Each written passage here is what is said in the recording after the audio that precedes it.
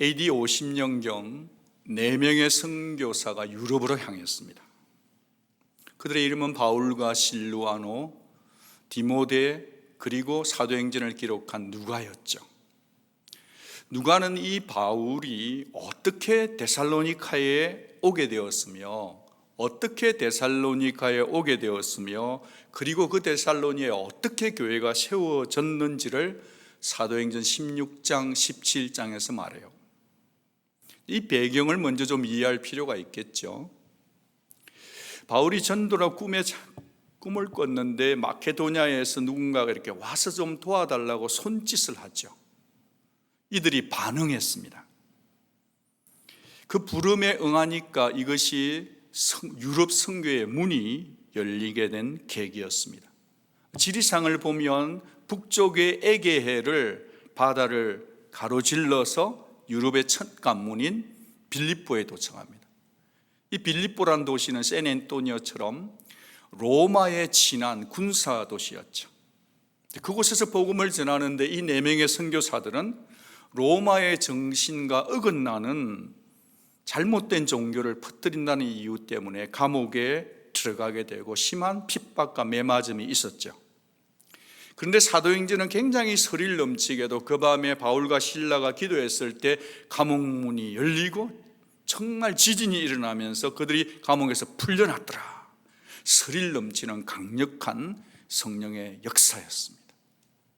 우리도 이런 성령의 역사가 좀 필요할 것 같아요. 근데 그 후에 바울과 실루아노와 디모데는 이 빌립보라는 도시에서 약 100마일이 떨어진 데살로니카로 향하죠. 데살로니카는 어떤 도시냐면 마게도냐의 수도였습니다. 수도니까 컸어요. 규모도 컸는데 거기에는 유대의 공동체도 상당히 컸습니다. 빌립보 지역에서는 남자 10명이었어서 회당에서 못 모이고 강가에서 모이는데 비해 여기에 있는 데살로니카는 유대 공동체가 꽤 컸더라. 바울이 전도하는 스타일은 어떤 스타일이냐면 먼저 어디부터 갔죠? 유대인의 회당부터 갔다는 거죠.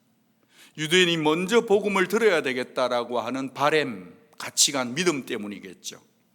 그런데 그것만 있었던 게 아니고 바울의 가슴 속에, 눈동자 속에 보이는 게 있었으니 항상 유대인 회당에 가면 그 회당의 언저리, 즉 가장자리에 앉아있는 사람들을 오시켰다는 거죠.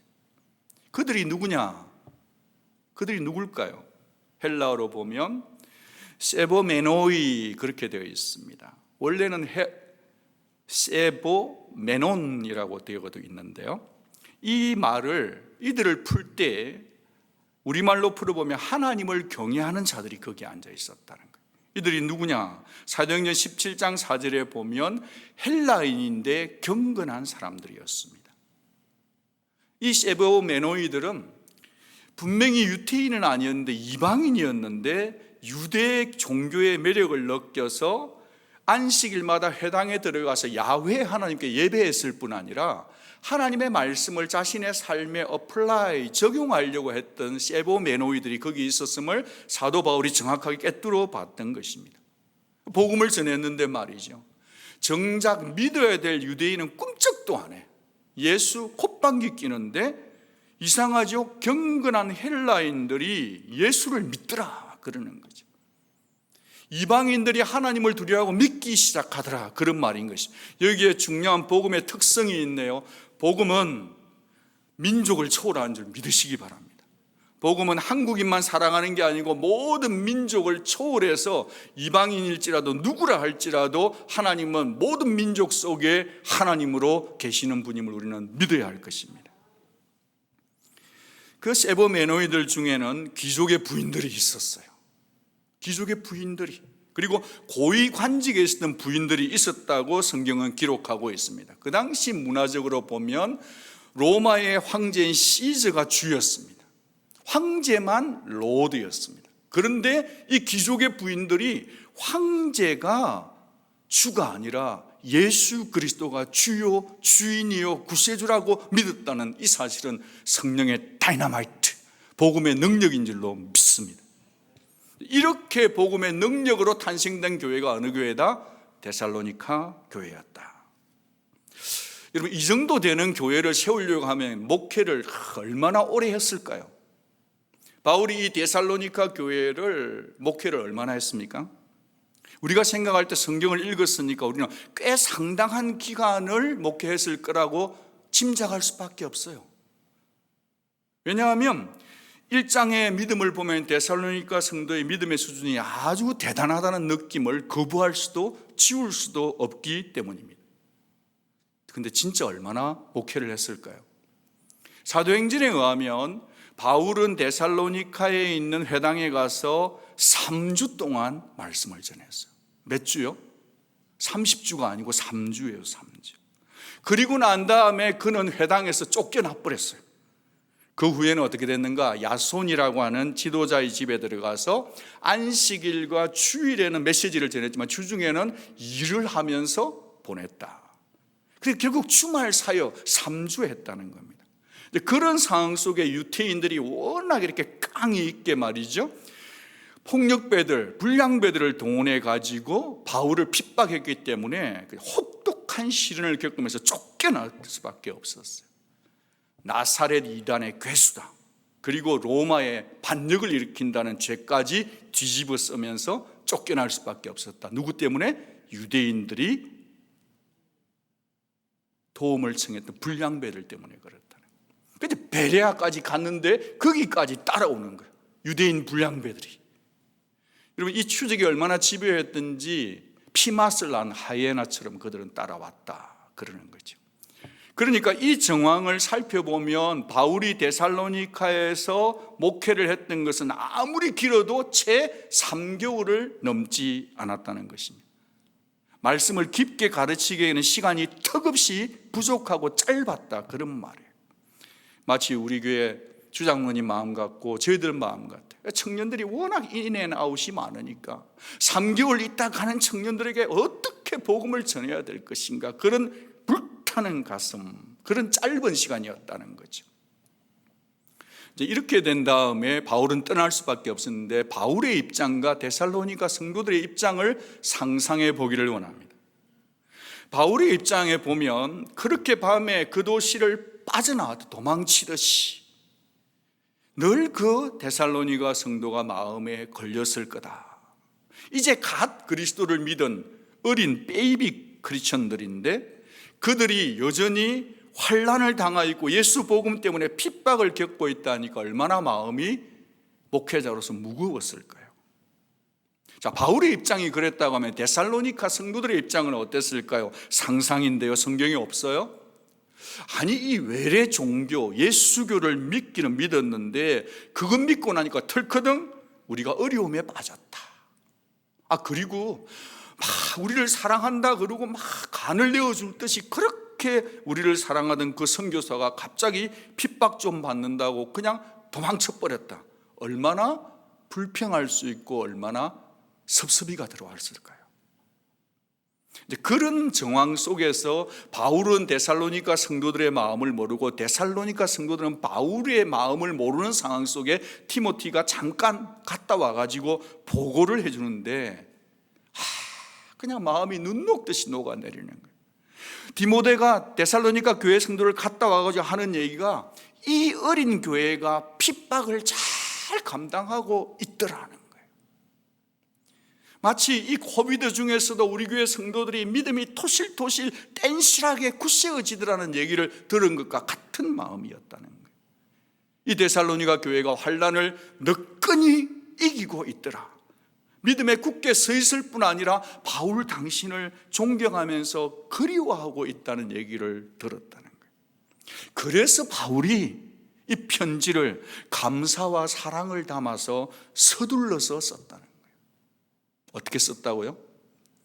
오늘 써야 될 텐데 하다가 찰필 미룬 게 아니라 서둘러서 쓰게 되었다. 이 서둘렀다는 단어를 여러분이 좀 마음에 담아주시기를 바라요. 이제 이 바울의 심정을 생각하면서 이 데살로니가전서 1장을 여러 번 읽다가 보면 이 데살로니가 전서는 요즘에 유행하는 단어 이센셜이 너무 많이 담겨 있는 것 같아요. 이 본문 1장만 해도 여러 가지 나누고 싶은 진리의 광맥들이 참 많다는 생각을 하면서 마음에 이렇게 감동이 잔잔히 솟구쳐요. 저만 그런 줄 알았는데 일본의 신학자 우치무라 간조가 이 데살로니가전서 1장을 가리켜서 이렇게 말했어요. 기독교의 대진리가 모두 포함된 기독신학의 정수다, 그렇게 얘기를 했습니다. 그러니까 이 본문 속에, 데살로니가서 1장 속에는요, 은혜와 평강이 있어요, 성령론이 있어요, 복음이 어떻게 전도했는지 전도 사역이 있네요, 양육이 있어요, 회심이 있어요, 성도의 캐릭터 믿음, 소망, 사랑이 숨겨져 있을 뿐 아니라 예수의 부활과 재림에 관한 기독교의 굵직굵직한 대진리가 다 녹아있는 것이 무엇이다? 데살로니가전서 1장이다. 그래서 저는 이 데살로니가전서 1장을 축으로 해서 데살로니가전서 필요하다면 후서까지 두루두루 살펴보면서 여행을 계속 가보고 싶습니다. 이 편지의 시작은 무엇으로 시작됩니까? 기억에서부터 시작돼요. 이 편지의 시작은 무엇으로 시작됩니까? 감사로 시작돼요. 이 편지의 시작은 무엇으로 시작되냐? 기도로 시작되는 것을 보게 됩니다. 이 편지 속에는 적어도 4번 이상의 감사가 터져나오고 있습니다. 2절을 보면 너희 모두로 말미암아 항상 하나님께 감사하며 기도할 때마다 너희를 기억한다는 거예요. 그러니까 감사와 기도와 기억은 삼총사예요. 3절에도 보니까 우리 하나님 아버지 앞에서 끊임없이 기억한다. 기억하는데 끊임없이 기억한다는 거예요. 2장 13절에도 보면 우리가 하나님께 끊임없이 뭐한다? 감사한다, 그러는 거죠. 한 번, 두 번 기억하는 게 아니라 끊임없이 기억하고 기도하고 감사한다는 거예요. 여러분, 사람들의 메모리 속에, 기억력 속에는 늘 밝음과 어둠이 함께 공존해요. 누구나 다 그래요. 지금 이 바울의 가슴 속에는 감사가 철철 넘치는데 바울의 기억력 메모리 속에는 딜리트하고 싶은 곳이, 그 상황적으로 볼 때는 가장 딜리트 시키고 삭제하고 싶은 곳이 어디죠? 데살로니카에서의 경험이었습니다. 바울이 선교 여행을 가다가 데살로니카에서 가장 혹독한 험악한 세월을 보냈습니다. 죽을 뻔한 곳이거든요. 그럼에도 불구하고 바울은 움츠러들지를 않네요. 도리어 감사가 스프링처럼 솟구친다. 감사를 선택했다는 거죠. 여러분, 데살로니카 교회라고 해서 문제가 없었겠습니까? 가치언한 신생교회니까요. 거기에는 교리적인 문제도 있고 다음에 다루겠지만 윤리적인 이슈들도 있고요, 도덕적인 문제도 있었습니다. 그런데도 그들에 대한 바울의 기록, 평판은 뭐냐 하면 8절을 보면 우리는 아무 말도 할 것이 없다는 거예요. 말이 필요 없는 신앙이었다는 거예요. 그들을 격려하고 박수 쳐주고 치열업 시켜주고 있다는 겁니다. 데살로니가전서 3장 8절을 보면 너희가 주 안에서 굳게 선적 우리가 이제는 살리라, 그러는 거예요. 바울이 고통 중에 있었지만 바울의 영혼이 살아났던 이유는 데살로니카 성도가 주 안에서 믿음에 굳게 서니까 바울의 심령이 파김치가 되어 있다가 싹 살아난 거예요. 비밀이 하나 있는데요, 저기 있는 친구 화분이 사흘 전에 이 친구가 얼마나 목이 말랐던지 박 목사 나 힘들어 그러면서 다 들어누웠어요. 그래서 제가 기도할 때, 부르짖어 기도할 때 목이 탈 때 먹으려고 물을 가지고 왔었는데 제가 다 먹기가 좀 미안해요. 자기도 예배 돕는다고 저기 지금 이사 와 있는데, 그래서 제가 물을 남겨가지고 3분의 2컵을 저기다가 부어주는데 쟤들이 그 다음날 아침에 보니까 바로 탁. 여러분, 사람이란 게 참 영적인 존재잖아요. 바울이 아무리 힘들어도요, 성도들의 삶 속에 믿음에 굳게 서는 것과 하나님을 사랑한다는 얘기를 들으면 사역자들은 살아나는 거예요. 할렐루야. 그런 것입니다. 사도 바울의 마음을 시원케 한 교회가 어디였다고요? 데살로니카 교회였다는 거예요. 옆에 분들은 인사 한번 하겠습니다. 제가 당신의 마음을 시원하게 해드릴게요. 인사 한번 해볼까요?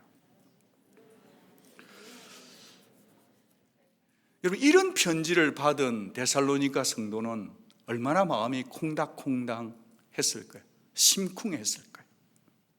여러분, 그렇습니다. 성도는 신앙생활을 할 때 기억과 감사와 기도의 삼총사하고 친해야 돼요. 우리는 더 잘 기억하기 위해 애쓰고 기도해야 합니다. 우리가 다른 성도님들의 이름을 기억하고 얼굴을 기억하고 그들의 필요를 놓고 기억할 때 하나님께 감사가 되고 기도가 되는 거예요. 우리 지금 반주자님, 지안자매님이 제이든 엄마가 티모티 서의 와이프가 이를 뽑았는데 그게 좀 잘못돼가지고 병원에 지금 혼자 감금되듯이 코비드 속에서 지금 계신데요. 그냥 그 다락방장님, 우리 지혜 다락방장님이 밤늦게 죄송해요, 기도 부탁해요, 기도하고 또 연락하고 기억해주고 또 보내주고, 막 본인은 너무 이게 힘들어서 입이 터져가지고 말도 못하는데 계속해서 기도해주고 기억해주고 그렇게 하면서 하는데요, 사실은 어제 중보기도에 여러분의 기도 때문에 나오게 되었습니다, 집으로 릴리스 됩니다 했는데 알고 또 카톡을 보내보니까 다른 의사 선생님께서 오늘 안 된다 그래가지고 또 갇혀 계시는 거예요. 그래서 또 기도하는 거예요. 여러분, 성도는 언제 행복하냐 하면 다른 성도의 필요를 기억하고 그를 위해서 기도할 때 그 기도 속에 감사가 오고, 그래서 만약에 이 자매가 제이든 엄마가 집으로 돌아갈 때 우리는 감격하는, 누가 감사할 수 있냐? 기도한 자만 감사할 수 있는 것입니다. 하나님께서 저와 여러분에게 기도의 삶을 초청해 준 것은 여러분의 삶 속에 은혜와 기쁨, 하늘의 기쁨이 충만하기 위해서 기도를 시키시고 기억해 하시고 감사케 한다는 이 삼총사로 부르셨다는 것을 믿어주시기를 바라요. 자, 그렇다고 한다면 데살로니가 교회와 성도들이 도대체 어떻게 했길래 바울이 이토록 감사 축제가 열렸을까? 어떻게 바울은 데살로니가 성도를 생각할 때 감사로만 기억하는 이유가 뭘까? 저는 NIV 성경을 이제 같이 보고 있는데, 이 NIV 성경을 보면 데살로니가 전서 진짜 맛있어요.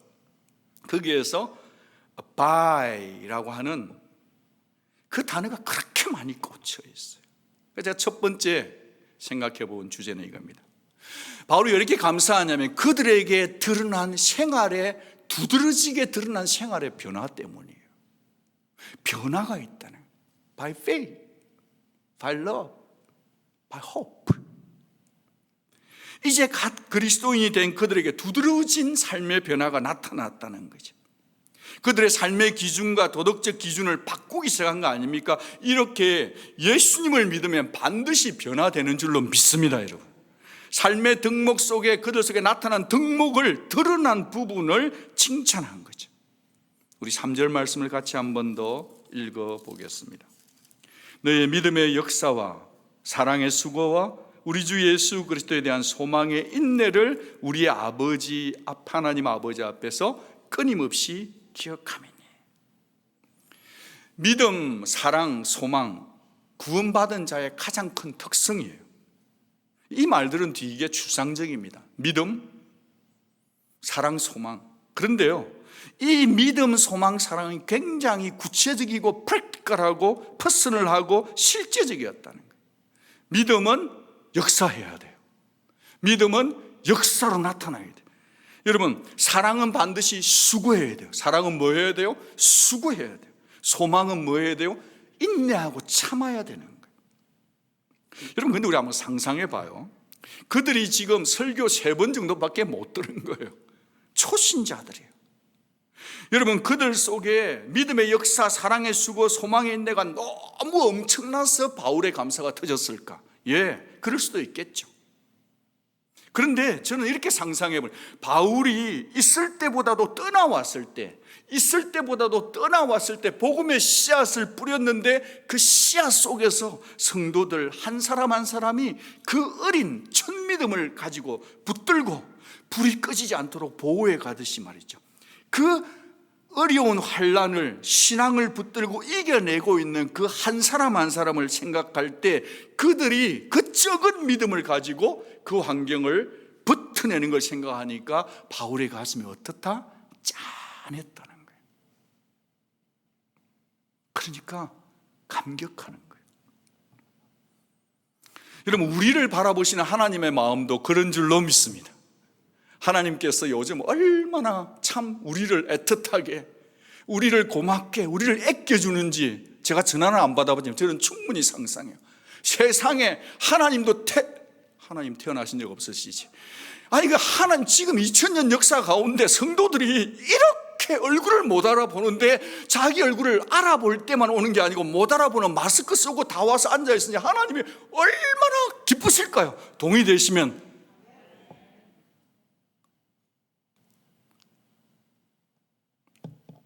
하나님이 우리를 얼마나 사랑하시는가, 마스크 쓰고 예배드리는 하나님 나를 얼마나 사랑하시는가를 계속 생각하는 것이 힘이고 기쁨이더라 이 말이에요. 여러분, 우리가 위대한 일을 한다고 하나님이 깜짝 놀라시겠어요? 아니요. 여러분이 비록 이 어려운 중에서도 마스크를 쓰고 있으면서도 참 새로운 분의 라이드를 해가면서 이렇게 앉아있는 이 손, 그 바울이 데살로니가 성도를 보는 마음이 그런 마음 아니었을까?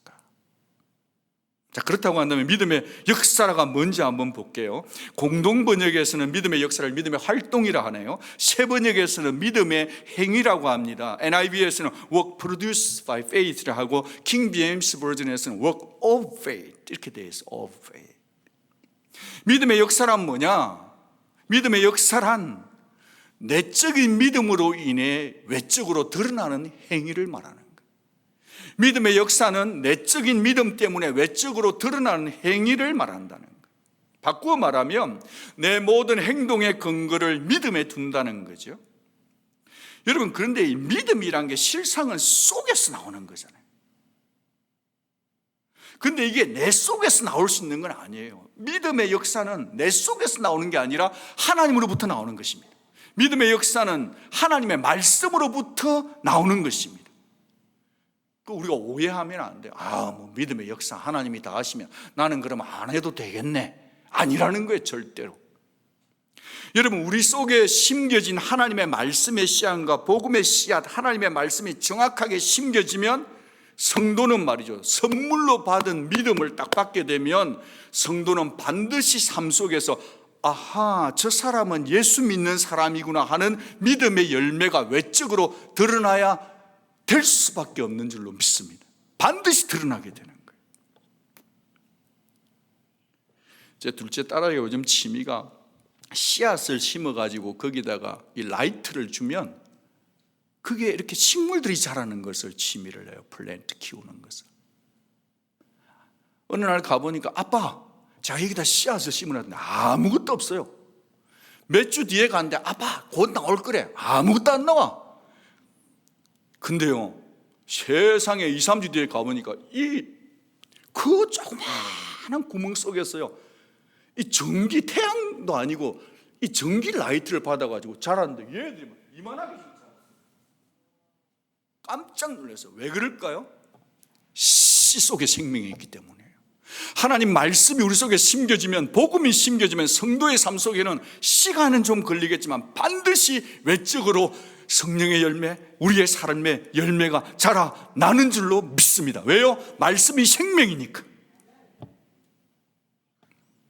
여러분, 농산물 시장에 가서 요즘 장 보러 가다 보면 참 이 어려운 현국 중에 그래도 미국 산다는 게 좋은 게 뭐냐면 우리 좀 아껴 써야 되지만 그래도 스트로베리나 블루베리나 빠빠야나 그로스리에 가면 그 프로듀스된 이 야채들 이런 게 싱싱한 게 기다리고 있잖아요.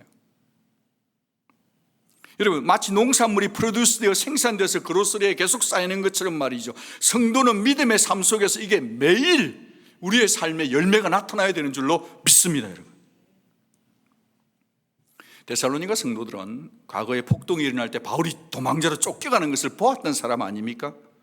교회 지도자 야손이요, 끌려가가지고 치안 판사 앞에서 고통받는 것을 봤어요. 그리고 천하를 어지럽히는 자들이라고 위협당하면서 쫓겨가는 것들을 봤다는 거예요. 그 데살로니가 성도는 짧은 기간이었지만 예수님을 믿고 사는 것이 얼마나 위험한 일인지, 예수님을 믿고 산다는 게 얼마나 두려운 일인지, 예수님을 믿고 산다는 게 얼마나 내 삶 속에 손해가 있을 일인지 알면서 믿었다는 거예요. 그런데도 그들은 믿음으로 이 환난을 이겨냈다는 거예요. 여러분, 우리가 데살로니가서 3장 7절을 같이 한번 읽어보겠습니다. 한 장만 넘기면 되니까 같이 한번 읽어보죠. 3장 7절 같이 읽겠습니다. 시작. 이러므로 형제들아, 우리가 모든 궁핍과 환난 가운데서 너희의 믿음으로 말미암아 너희에게 위로를 받았노라. 우리의 삶 속에서 이 믿음으로 말미암아 환난과 고난을 이겨낼 수 있는 건 믿음 때문이라는 거예요. 게다가 거기는 우상의 도시였습니다. 앞으로 데살로니가 강의를 계속해 나가면서 그 땅에 있었던 우상들과 거기에 있었던 것이 무엇인지를 살펴보지, 그들이요 그 우상을 버려버리고 돌아왔다. Return to the Lord. 돌아왔다는 거예요. 여러분, 성도의 삶 속에서 살아계신 하나님을 딱 믿고 하고 예수를 믿게 나면요, 반드시 세상에 있는 우상들로부터 돌아오는, 반드시 나타나게 돼요. 우리 중에 완벽하게 100% 다 우상을 버릴 수는 없지만, 성도가 예수를 믿었다고 하는 것은 내가 세상에서 좋아하던 것들, 나를 즐겁게 하던 것들, 내 마음속에 우상, 현대인의 우상에서 돈, 섹스, 폭력이라는 것들, 더 다양해진 세상의 우상들, 탐심들로부터 반드시 성도는 돌아서야 된다. 돌아섬이 없으면서 예수 믿는다는 것은 거짓일 수 있다. 돌아서야 된다. 믿음은요, 우상으로부터 돌아서는 거예요. 그게 역사예요. 역사 중에 역사는 잘 되는 거는 뭐 기도 응답 받아서 팍팍팍 터지고 막 승진하고 이게 중요해요. 나 같은 죄인이 죄를 좋아하던 내가 예수를 만나고 나서 더 이상 죄를 미워하고 돌아서는 거, 우상을 던져버린 거, 이게 바로 믿음의 역사 중에 역사임을 선포합니다. 여러분,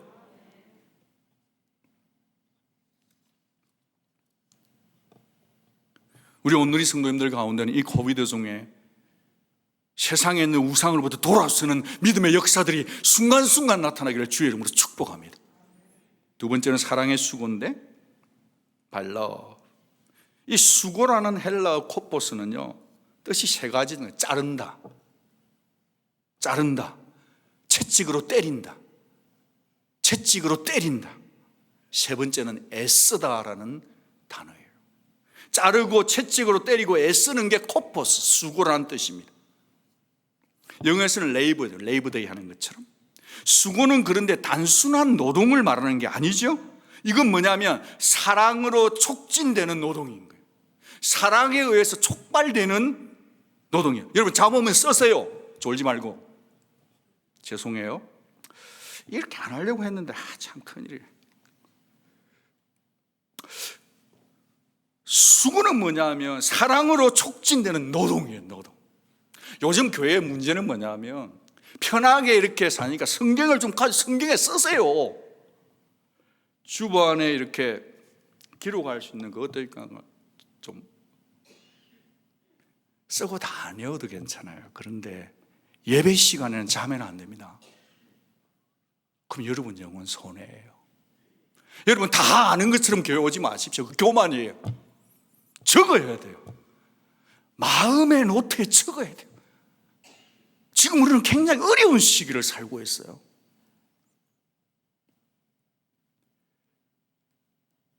제가 이렇게 수고 안 해도 되는데, 사랑하니까 그런 거니까 좋게 들어주세요. 수고는 뭐냐? 자르고 채찍으로 때리고 애쓰는 건데 사랑으로 촉진되고 사랑으로 촉발되는 노동이에요. 이 수고는요, 일을 함으로써 소모되는 힘과 에너지예요. 일을 함으로써 얻게 되는 고통이에요. 애곤이에요.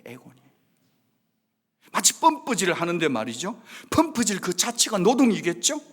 근데 사랑이 촉진제가 되니까 펌프질 하게 되는 거, 그게 뭐죠? 사랑의 수고라는 거예요. 사랑하기 때문에 산모가 해산하는 수고를 하는 거죠. 사랑하기 때문에 엄마가 그렇게 성가신데, 엄마도 지금 파김치인데 아기가 보채면 먹이잖아요. 서로 다락방 식구들이나 가족들 가운데서도 정말 힘겨운 일들이 다 있잖아요. 그럼에도 불구하고 서로 수고하는 건 뭐냐? 사랑 때문에 그런 거예요. 사랑 때문에.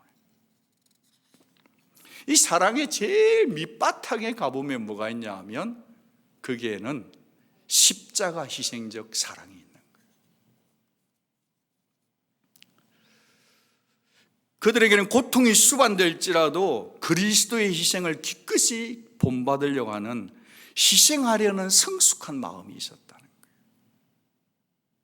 이제 그렇게 살아가는 데살로니가 성도들 향해 데살로니가전서 4장 9절에선 형제 사랑에 관하여는 너희에게 더 이상 쓸 것이 없다.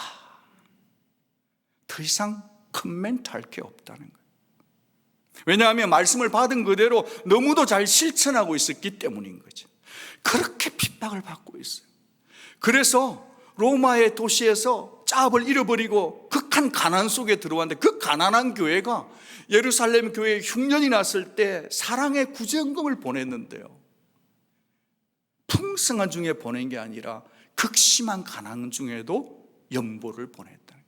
그 당시에 고린도 교회가 세계 제일 예산이 많은 교회였는데, 거기에 부자 교회가 보내는 것보다 이 극심한 가난 중에 있는 데살로니가 성도들이 예루살렘 교회를 더 많이 구제했다, 그러는 거죠. 믿음은 항상 그런 것 같아요. 그들은 바울의 권면대로요, 게으른 자들은 막 권계해요. 열심히 해보자. 마음이 약한 자들은 그들의 마음을 쓰다듬어줘요. 격려해 주는 거예요. 힘이 빠져 있는 자들은 그들 막 북두다 일으켜서 붙들어 주는 거예요. 모든 사람에 대해서 오래 참는 거예요. 이걸 뭐라고 말하냐면 맞춤형 수고였습니다. 옆에 계신 분들에게 인사 한번 하겠습니다. 제가 맞춰 드리겠습니다. 한번 해보죠. 맞춤형 수고에는요, 물질이 들어가요. 맞춤형 수고에는요, 에너지가 낭비돼요. 맞춤형 수고에는 내가 맞춰야지, 내 스케줄이 포기해야 돼. 시간을 들여야 돼. 맞춤형 시간, 내 몸을 들여야 돼. 맞춤형 수고에는요, 대가, 세크리파이스가 없이는 이루어질 수가 없다는 거예요. 신앙생활이 뭔가? 신앙생활은 관계예요. 그 관계를 튼튼하게 하는 건 뭐냐? 수고예요. 여러분, 성도들은요, 목사님의 설교에서 막 감동받고 막 영원히 기억하고 그래 줬으면 좋겠는데 그건 참 없어요. 성도들은 언제 감동받냐 하면 어려울 때, 내 병원에 입원했을 때 누군가 찾아와서 주고 한 그릇 준 거. 정말 우리 가정이 막 이혼 직전이었는데 막 와서 상담해 준 거. 그냥 가슴 뭉클하고 사랑을 받은, 수고를 받은 것만 기억이 되는 것 같아요. 그게 사역인 것 같아요. 이 코비드 상황 속에 갇혀 있어도 연약한 다락방 식구들을 위해서 기도하고 수고하는 모든 것.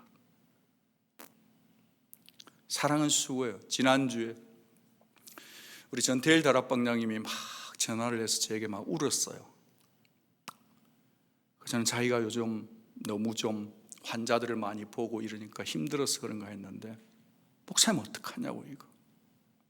그래서 왜 그러시냐고 그러니까, 자기가 달라스에 있을 자그마한 교회를 섬겨, 자기가 교사였대요, 중등부. 그때 앤드류라고 하는 친구가 있었는데 머리도 아주 좋고 똘망했는데, 이번에 병원에 갔는데 뇌에 14개의 종양이 발견된 거예요. 아빠하고 부모하고 대화를 하고 울면서 막, 이제 겨우 21살인데 그러니까 차를 타고 가면서 스피커폰으로 둘이서 막 살려주시옵소서, 한번 기적을 만들어주시오. 의사 선생님은 포기해라 했다는데 하나님 이 앤드류 살려가지고 하나님이 살아계시다는 것을 좀 드러낼 수 있는 그 일을 해달라. 막 전화 기도하는데 그 안에서 펑펑 울어요. 그 벌써 오래전에 교사였는데, 중학교 때인데. 사랑 뭐냐면 수고예요, 사랑.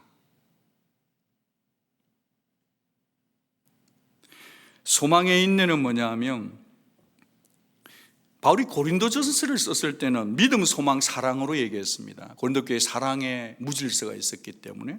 여기 데살로니가 전서를 쓸 때는 순서가 좀 바뀌었어요. 믿음, 소망, 사랑이 아니라 믿음, 사랑, 소망으로 가요. 아까 제가 이 편지를 어떻게 썼다고요? 서둘러 썼다 그랬죠. 서둘러 급히 쓴 것도 있지만 바울이 13개의 서신서 가운데 교리적으로는 갈라디아서가 제일 먼저고, 그 다음에 목회적으로는 다른 숱하게 뛰어난 로마서도 있고 막 다 있었지만 뭘 제일 먼저 썼을까요? 데살로니가 전서를 제일 먼저 썼다는 거예요. 종말에 관한 스피리추얼 포메이션이 필요했기 때문에 그런 거예요. 그러면서 소망의 얘기를 하면서 소망을 오래도록 강조하기 위해서 믿음, 사랑, 소망 순서로 지금 편지를 기록하고 있는 거죠. 이 인내란 게 헬라의 의미는 뭐냐? 아래에서 머문다, 아래에서 머문다, 무엇 아래에서 버틴다, 그런 뜻이에요. 이 표현을 가장 잘한 인듀런스라는 이 헬라어, 이걸 가장 잘 번역한 것을 저는 보면 큰 연자맷돌 밑에 깔려있는 곡식알, 그 상태가 이 인내라는 것을 가장 잘 보여주는 그림 언어 같아요. 으깨지는 거죠. 부서지는 거죠. 깨어지는 거죠. 깨트려지는 거죠. 나 자신을 브로ken시키는 거죠. 예수님 아니면 참을 이유도 없고 참을 필요도 없는 일이지만 살아가면서 예수님 때문에, 복음 때문에, 교회 때문에, 교회이기 때문에 참고 버티는 거죠. 뭘 바라보고? 다시 오실 예수 그리스도를 생각하고. 저는 이 시간 여러분 모두에게 축복합니다. 제가 여러분께 드릴 수 있는 게 아무것도 없지만 여러분에게 예수를 생각함으로 지금 내 삶의 모든 현실 속에 큰 연자맷돌 같은 어떤 그런 큰 일이 나를 짓눌러 오고 내 심장이 터질 것 같고 내 막 온몸을 짓누르는 상태에 있을지라도 소망에, 예수 소망을 가지고 여러분의 삶을 이겨나갈 수 있는 인내의 영으로 충만한 자들이 될 수 있기를 주의 이름으로 축복합니다. 저는 우리 교회 성도님 믿음의 역사가 나타나기를 축복합니다. 소망의 인내가 나타나기를 도전합니다. 사랑의 수고가 철철 넘치는 교회가 되기를 축복합니다. 복음의 능력이 나타나는 교회 되기를 축복합니다. 기대합니다. 그렇게 될 것입니다. 데살로니가 교회를 살렸던 DNA가 우리 교회에 그대로 몰빵으로 몰려올지어다 저와 여러분이 희생해야 되겠죠. 믿음의 역사, 사랑의 수고, 소망의 인내가 가득한 온누리 교회가 될 것입니다. 그러면서 제가 이렇게 설교를 마치기에는 좀 너무 반쪽 설교를 한 것 같아요. 저는 두 번째 이유를 보기 전에 여기서 제가 좀 호흡을 좀 가다듬어야 되겠더라고요. 제가 여러분 믿음의 역사를 하세요, 사랑의 수고 좀 하세요, 소망의 인내 좀 가세요. 그러면 여러분 중에서 목사님 나도 지금 수고할 형편이 아니네요, 이런 분들은 시험 들잖아요. 그리고 또 너무 믿음의 역사, 사랑의 수고, 소망이 있네 하는 분들은 그 잣대로 저 사람은 왜 저게 안 될까? 왜 이 사람은 이게 안 될까? 이래가지고 교회 칼싸움은 전부 다 자기가 너무 잘하는 것 때문에 나타난다 이 말이에요. 그래서 균형을 좀 잡아야 되겠다. 사람은요 절대 완벽한 균형자가 없어요. 아담의 이후로 타락된 사람은 어느 누구도 완벽한 기준이 유지를 못해요. 한쪽으로 치우쳐요 항상. 그래서 저는 이 데살로니가 전서 1장을 보면서 성도의 믿음이 믿음되게 하고 성도의 사랑이 사랑되게 하고 성도의 소망이 소망되게 하기 위해서는 좀 더 근원적인 advantage, foundation, primary source를 놓치지 말아야 되겠다. 지금 제 이 설교는 반쪽이에요. 지금부터 설교가 더 중요해요. 그게 뭔지를 찾고 놓치지 말아야만 도전하는 신앙인인데 균형이 잡힌 성숙한 신앙이 되겠다, 그 생각을 해서 지금부터 나머지 부분을 좀 다루고 싶습니다. 두 번째로 파워포인트를 보시면 그들이 하나님의 사랑을 받아 선택되었다는 확신 때문에 감사가 일어나는 거예요. 그들이 믿음, 소망, 사랑을 너무 잘했기 때문에 감사했는 그거 맞아요. 근데 그것보다 더 중요한 원인은 뭐냐? 코우즈는 뭐냐? 파운데이션은 뭐냐니까 그들이 하나님의 사랑받고 선택되었다는 확신 때문에 감사가 막 솟구쳐 오르는 거예요. 우리 기도 동산에 보면 물이 계속 흘러내려요. 그 왜 그러냐 하면 그 안에 수도 호스가 있거든요. 거기에 호스는 물을 항상 틀어놨거든요. 거기서부터 물이 타고 흘러내려서 소리를 만들면서 우리에게 음악처럼 들려지는 것처럼 그 원천이 뭔지를 놓쳐서는 안 되겠다. 그게 뭐냐? 하나님의 사랑받아 선택되었다는 이 확신이에요. 바울은 지금 하나님의 사랑과 택하심을 묶었어요. 패키지예요. 하나님이 택하신 이유는 하나님의 사랑 외에는 설명할 길이 없었기 때문이에요. 하나님이 우리를 택하신 이유는 하나님의 사랑 외에는 설명할 방법이 없어요. 신명기에서 분명히 보여 밝힙니다. 같이 한번 힘차게 읽어보겠습니다. 시작. 여호와께서 너희를 기뻐하시고,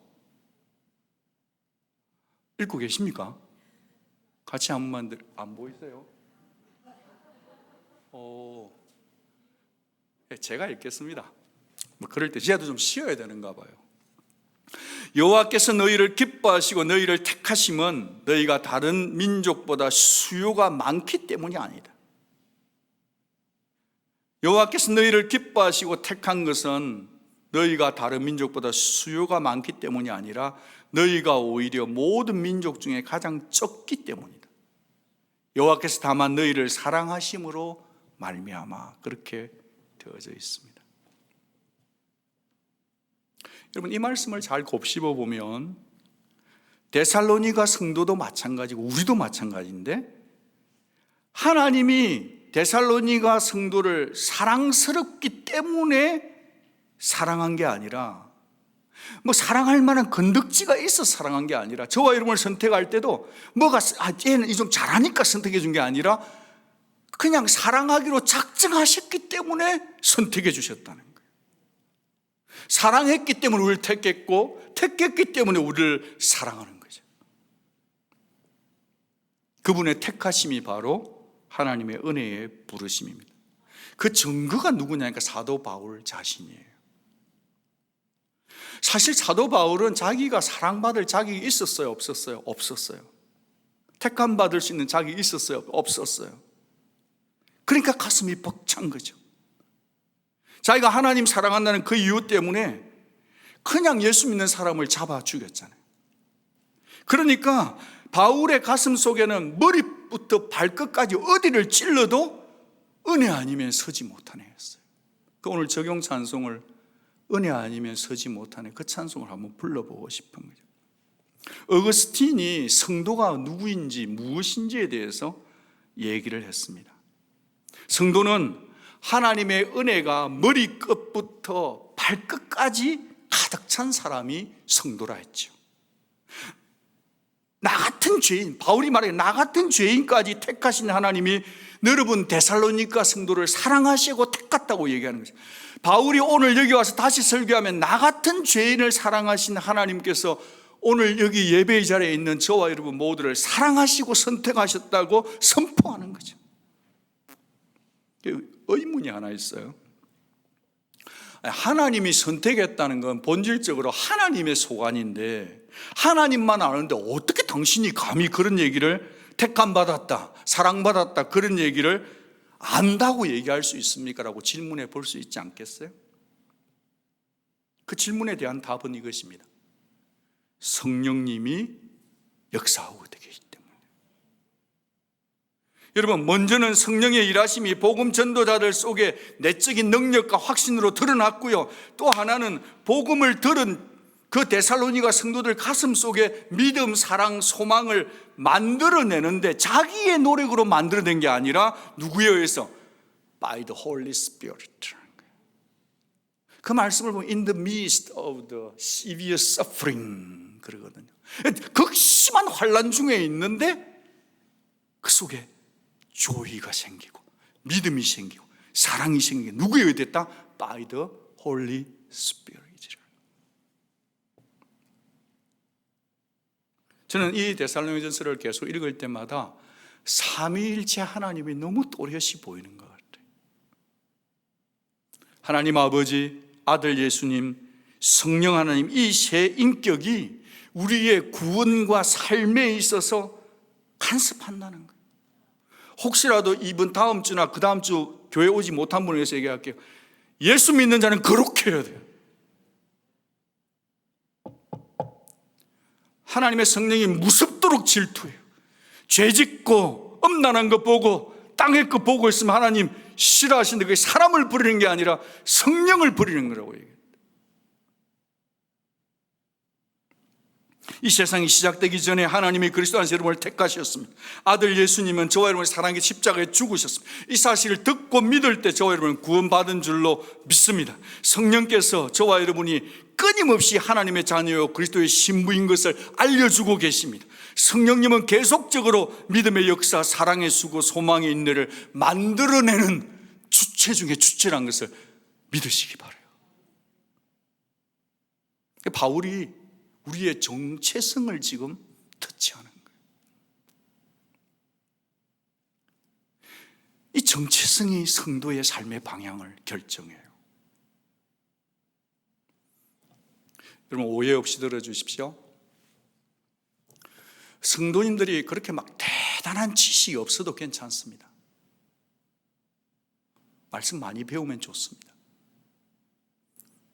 여러분이 대단한 신앙의 연륜은 없어도 교회 3개월만 다녀도 됩니다. 근데 분명히 교회를 3개월밖에 아니 3주만 다녀도 돼요. 교회 오래 다닐 필요 없어요, 사실. 오래 다니면서 계속 이게 타성해졌고 뭐 매너리즘에 빠지고 뭐 신선함도 없고 뭐 그냥 물에 물 탄 듯 술에 술 탄 듯 살 것 같으면 그냥 교회 오래 다니지 마세요. 근데 짧게 다니더라도 아들 피로 죄 사했네, 그걸 믿어야 되는 거예요. 하나님이 나 같은 죄인을 사랑하셨다는 그 사실을 믿어버리면 3주만 다녀도 우리의 삶 속에 열매는 나타난다는 거예요. 나는 하나님께 사랑받은 존재다. 성령이 질투하기까지 나는 사랑받은 존재다. 나는 하나님께 선택받은 존재다. 그것을 순수하게, 정직하게, 심플하게 믿기만 한다면 여러분 코비드가 문제가 아니라, 돈 없는 게 문제가 아니라, 아픈 게 문제가 아니라, 여러분의 믿음은 날마다 새로워지고 여러분의 사랑은 날마다 풍성해지며 여러분의 소망은 날마다 튼튼해질 줄을 믿습니다. 누가 하셔요? 아들 피가 하는 줄로 믿습니다. 하나님이 하시는 줄로 믿습니다. 성령께서 하시는 줄로 믿습니다. 믿어버리세요. 3주만 교회 다니면 충분합니다.